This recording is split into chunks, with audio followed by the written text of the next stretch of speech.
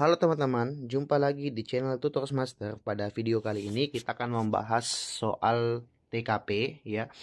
Soal yang sering muncul atau bahkan bagian dari soal atau SKD CPNS. Sedikit pengenalan bahwa soal TKP ini sedikit berbeda dengan soal yang lain seperti TIU dan TWK, sebab di TKP itu kita diminta untuk mencari jawaban dengan opsi nilai paling tinggi ya.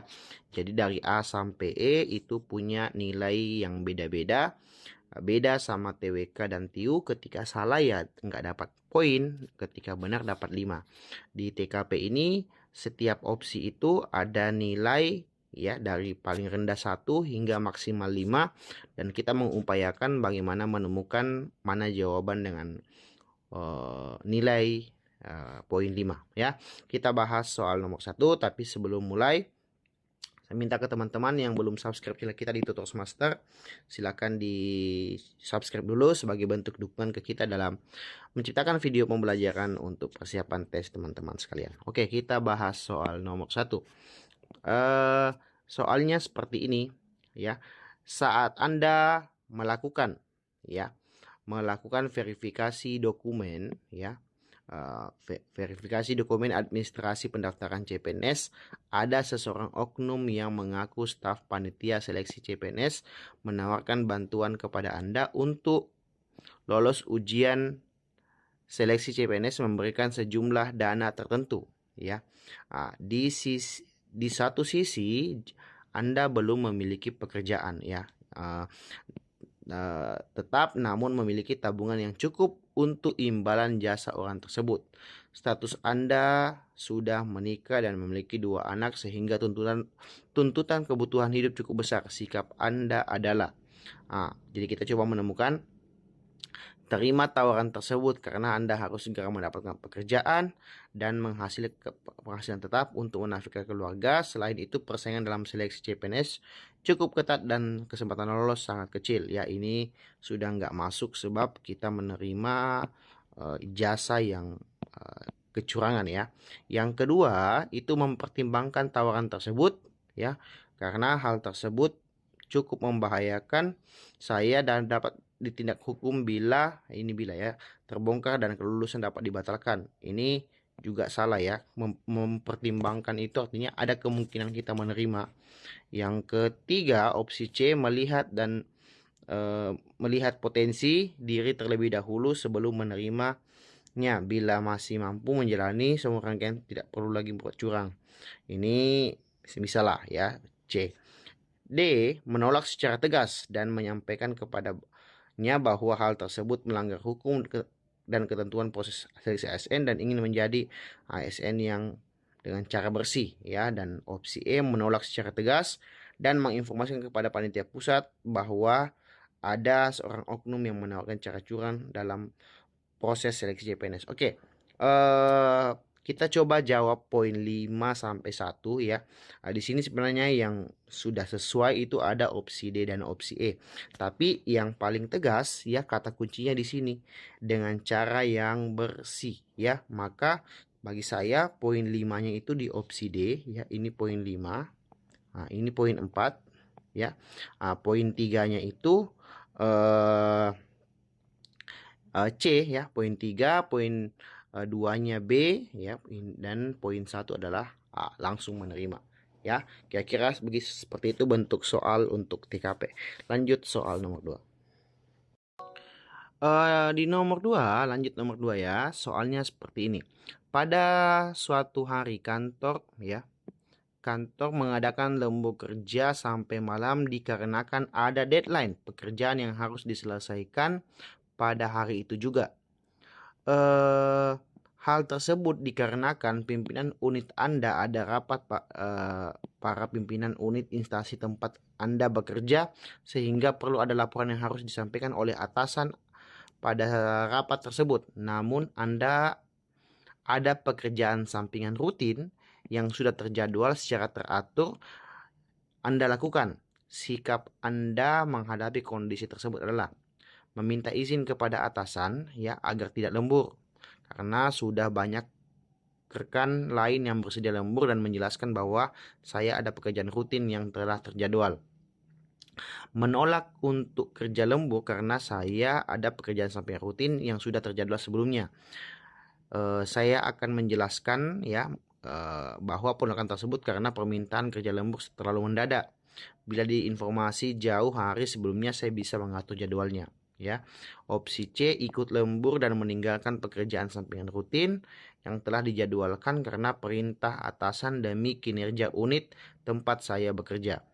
Yang kelima, terima permintaan lembur karena merupakan tanggung jawab sebagai karyawan dan hasil kerja tim merupakan kinerja unit kerja saya. Dan terakhir, terima lembur sambil melakukan pekerjaan sampingan agar dapat diselesaikan semuanya, namun pekerjaan kantor lebih prioritas. Oke, coba lihat teman-teman, di sini kita dihadapkan pada sesuatu ya yang menjadi pekerjaan utama dan sampingan. Nah, di sini tidak ditemukan bahwa pekerjaan sampingan itu sesuatu yang urgent ya, cuman teratur dan terjadwal, sehingga untuk opsi di sini ya yang menurut saya opsi nilai paling tinggi itu ya opsi D ya, terima permintaan lembur karena merupakan tanggung jawab ya. Di sini kata tanggung jawab sebagai karyawan dan hasil kerja tim merupakan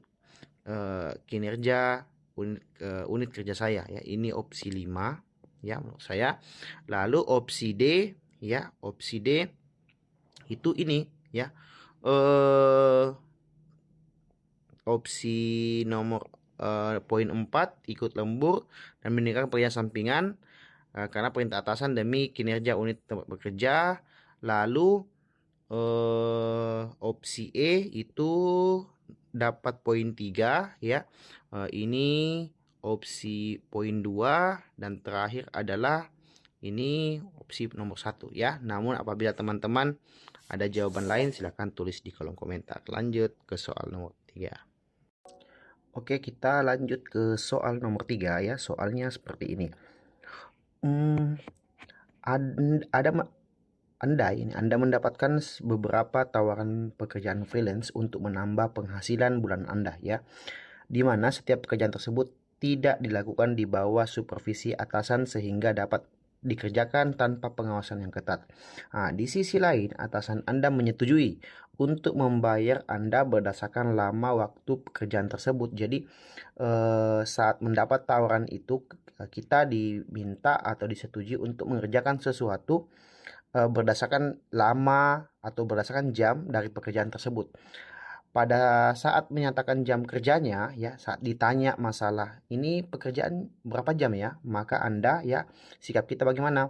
Menyatakan durasi pekerjaan yang tepat untuk mengerjakan dengan kuantitas terdekat dari 1 jam ya, dengan segala kerelaan memberikan kelonggaran waktu yang sedikit panjang untuk mengerjakannya, sedikit di atas estimasi durasi yang diperkirakan agar saya lebih mengerjakan sehingga tidak terganggu dan memikirkan batasan waktu yang telah disepakati.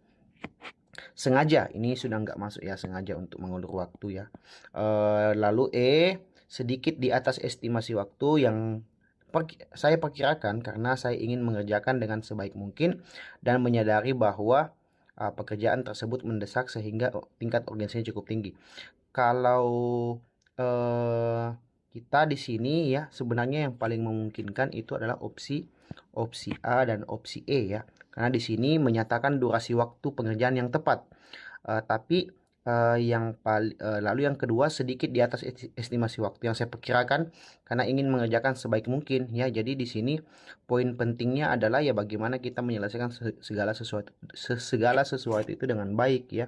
Maka menurut saya poin 5-nya ketika kita ditanya ini berapa jam ya waktu untuk pekerjaannya ya, kita kasih kelonggaran beberapa waktu supaya kita nggak dalam tekanan sehingga bisa mengerjakan pekerjaan tersebut dengan maksimal. Maka jawaban untuk poin 5 adalah opsi E ya menurut saya. Nah, lanjut ke soal nomor 4. Oke, di soal nomor 4 soalnya begini. Saat Anda parkir mobil dan melewati deretan mobil di tempat parkir sebuah pusat perbelanjaan, Anda menyenggol sebuah mobil sport ya. dan tidak ada satu orang pun yang melihat tersebut. Anda melewati dan meninggalkan dengan kondisi bumper yang sangat penyok.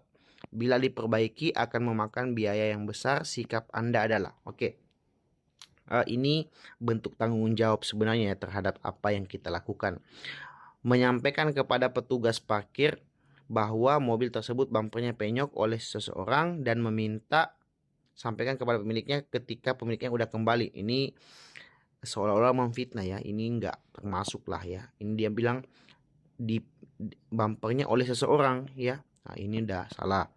Meninggalkan sebuah catatan yang ditempelkan pada kaca depan mobil sport tersebut yang berisi permintaan maaf dan informasi tentang cara menghubungi Anda untuk menyelesaikan masalah tersebut. Ini bisa juga ya. Simpan dulu. Menunggu sekitar lokasi parkir mobil sport tersebut untuk beberapa waktu sambil menunggu pemiliknya kembali. Namun pergi setelah beberapa saat ketika saya yakin kerusakannya tidak parah. Ini bisa ya, nggak langsung meninggalkan. Segera tinggalkan mobil tersebut dengan menyampaikan pesan permohonan maaf kepada pemiliknya lewat petugas parkir dan saya yakin pemiliknya sudah mengasuransikan. Oke, bisa. Saya melihat dan perhatikan terlebih dahulu seberapa parah kerusakan mobil sport tersebut, kemudian meninggalkannya untuk melanjutkan tujuan. Oke. Di sini yang sudah jelas jawaban opsi 5 adalah opsi B ya. Oke. Lalu untuk opsi dengan poin 4 ya, di sini kita lihat yang mana yang memungkinkan ya. Di sini menunggu sekitaran ini segera ya. Ini masih menunggu ya. Jadi opsi 4 itu adalah C ya. Lalu opsi poin 3 ya. Itu opsi E ya. Nah, ini 2 dan ini 1 ya. Sekali lagi apabila ada perbedaan pendapat silakan tulis di kolom komentar. Next, nomor terakhir, nomor 5. Oke, nomor 5 soalnya seperti ini.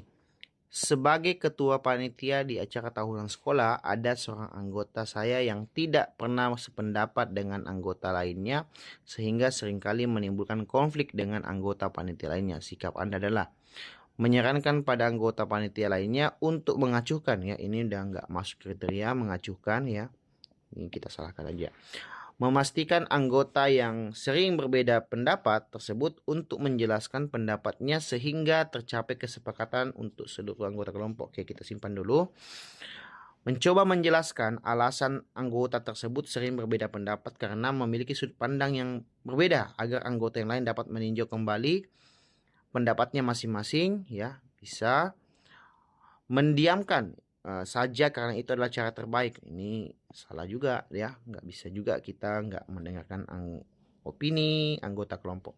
Mendorong anggota yang lain untuk mengesampingkan konflik dan membahas hal-hal lain yang lebih ringan dan menyenangkan dalam agenda kerja kepanitiaan. Oke, kita bisa keep ini. Di sini jawabannya adalah yang paling tepat ya. Kita opsi C ya dengan poin 5 ya. Mencoba menjelaskan alasan anggota yang sering berbeda pendapat karena memiliki sudut pandang berbeda agar anggota lain dapat meninjau kembali pendapatnya ya. Ini 5 ya. Ini 4 opsi B ya. Lalu opsi D itu opsi E poinnya 3 ya. Lalu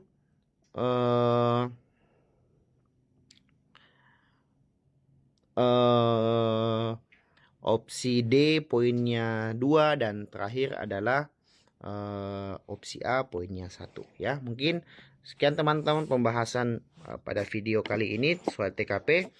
Semoga ada manfaat dan jadi kemudahan bagi teman-teman yang akan tes di tahun ini bisa dapat nilai terbaik. Jangan lupa subscribe di channel kita di Tutors Master. Cukup sekian. Assalamualaikum warahmatullahi wabarakatuh dan terima kasih.